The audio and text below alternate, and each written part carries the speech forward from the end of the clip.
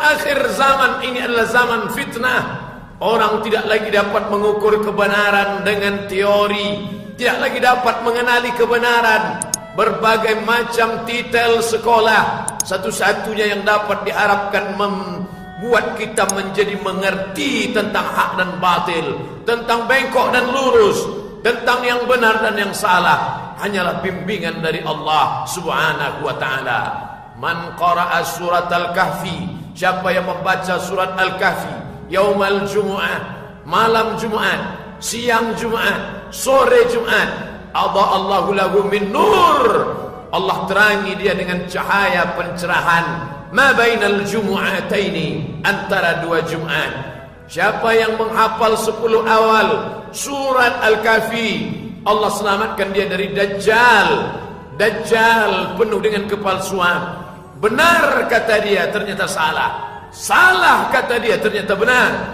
Maka dalam amalan harian, selesai innaka hamidum majid, kita meminta kepada Allah, Allahumma ighfir li ma qaddamtu wa ma akhartu wa ma asrartu wa ma a'lantu wa ma asraftu wa ma anta a'lamu bi minni, antal muqaddim wa antal muakhiru, la ilaha illa anta subhanak inni kuntu minaz zalimin. Setelah mohon dosa diampunkan, setelah mengaku di hadapan Allah bahwa kita zalim, maka minta perlindungan dari Allah. Allahumma inni a'udzubika min azabi jahannam, jauhkan aku dari azab jahannam, wa min azabil qabri, jauhkan aku dari azab kubur, wa min fitnatil mahya wal mamat, jauhkan aku dari azab hidup dan mati, wa min syarri fitnatil masihid dajjal, jauhkan aku, selamatkan aku, buat aku mengerti tentang hakikat kebenaran, tanamkan dalam hatiku cahaya. Dengan cahaya itu aku dapat mengenali antara hak dengan batil.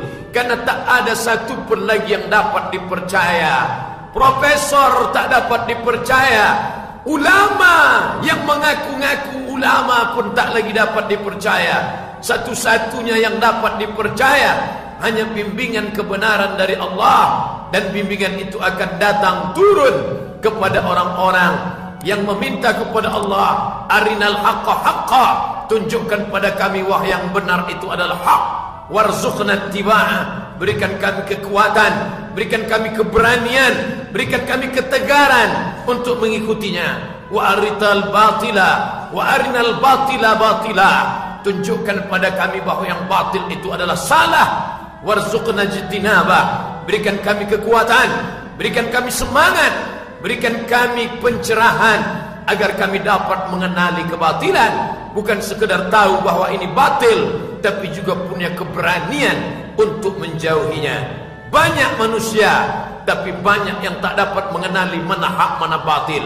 Ada yang tahu mana hak mana batil, tapi di sana ada maslahat kepentingan pribadi, kepentingan golongan, kepentingan organisasi, kepentingan partai, kepentingan keluarga, sehingga kebenaran tertutupi hanya karena kenikmatan sesaat, sementara Israel datang merenggut nyawa, mencabut nafas terakhir dalam keadaan su'ul khatimah. Dunia ini sejak dari zaman Adam alaihissalam sampai hari ini diisi oleh orang-orang baik, juga diisi orang jahat.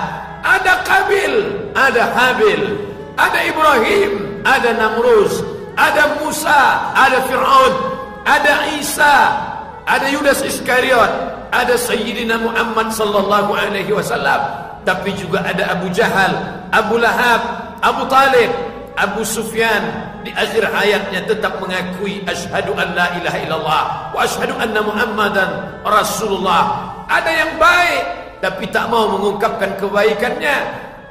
Yang paling mengerikan adalah di mata manusia dia katakan dia baik, tapi ternyata dia memiliki pintu dua, berlobang dua. Di saat yang sama dia masuk, di saat yang sama cakapnya keluar. Orang seperti ini diletakkan di dalam kerak neraka. Innal munafiqin, orang-orang munafik, fid darkil asfal, dalam keraknya neraka jahannam, khalidina fiha abada, mereka akan kekal selama-lamanya di dalam azab Allah Subhanahu wa ta'ala.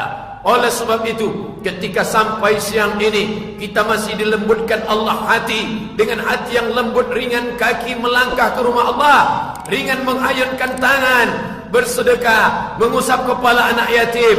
Tapi jangan lupa bahwa ibadah bukan itu saja. Ibadah yang paling besar di antara yang besar, ketika Imam Ahmad bin Hanbal berkata, kata-kata ini dinukil oleh Syekh Yusuf Al-Qaradawi dalam As-Siyasah Asy-Syar'iyyah, ketika engkau tahu doamu makbul dan doa itu cuma satu saja, ketika kau tahu bahwa doamu dikabulkan Allah dan kau tahu doa itu tidak banyak dan dia hanya satu saja, engkau tidak akan meminta memiliki istri yang salihah, engkau tak akan minta punya anak yang saleh karena doamu cuma satu, tapi kau akan minta, Allahumma rzuqna imaman adila, berikan kami pemimpin yang adil. Karena punya istri yang cantik dan salihah, hanya dia saja yang dapat merasakan kesalehannya.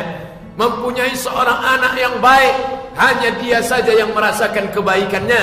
Tapi ketika kita mendapatkan pemimpin yang saleh, kesalehannya akan dirasakan oleh setiap nyawa yang ada di bawah kekuasaannya.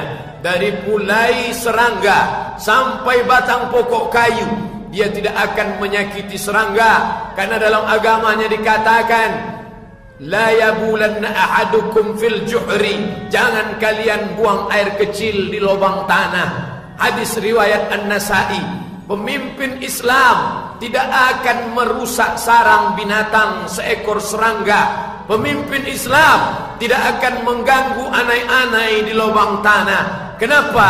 Karena agamanya mengajarkan keselamatan.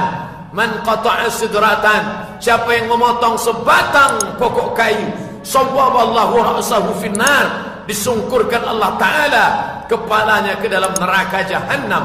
Sulaiman yang gagah perkasa menahan bala tentaranya, jangan kalian langkahkan kaki.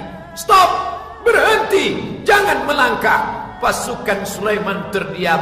Mereka diam sejenak, mereka tidak tahu apa yang terjadi. Tapi Al-Quran bercerita, Sulaiman menahan pasukannya karena dia mendengar suara yang halus.